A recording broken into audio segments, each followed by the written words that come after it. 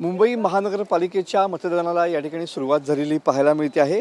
सर्वात high voltage लढत म्हणून मुंबई महानगरपालिके या ठिकाणी पाहायला जातं आणि 227 वॉर्डसाठी या ठिकाणी मतदानाला सुरुवात झालेली पाहायला मिळते आहे। 1700 उमेदवार जे आहेत ते मुंबई महानगरपालिकेच्या निवडणूक रिंगणात असलेले पाहायला मिळतात। सर्वच राजकीय पक्षांसाठी ही निवडणूक जी आहे ती प्रतिष्ठेची ठरलेली आहे। खास करून ठाकरे बंधूंसाठी ही निवडणूक जी आहे ती प्रतिष्ठेची असणार आहे। मुंबई महानगरपालिकेच्या शेवटची जी निवडणूक होती ती 2017 मध्ये या ठिकाणी झालेली होती आणि याच ठिकाणी आपण सध्या आलो आहोत ते वांद्रे या इथल्या सेंट इंटरनॅशनल हायस्कूलमध्ये आणि याच ठिकाणी भाजपचे नेते आशिष शेलार सुद्धा थोड्याच वेळात या ठिकाणी मतदान करणार आहेत। सकाळी 7:30 वाजता ते आपला मतदानाचा हक्क बजावतील।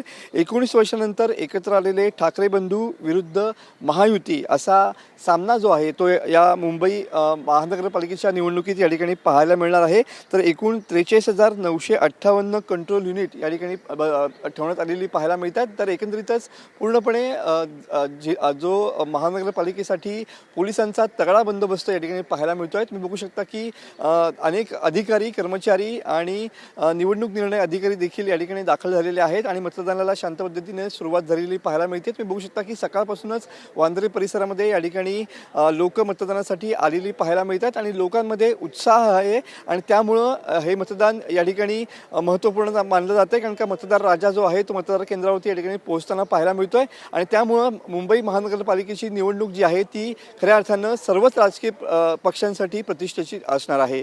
कॅमेरामन आदिलसह मी मनोज डेले, TV9 मराठी, मुंबई।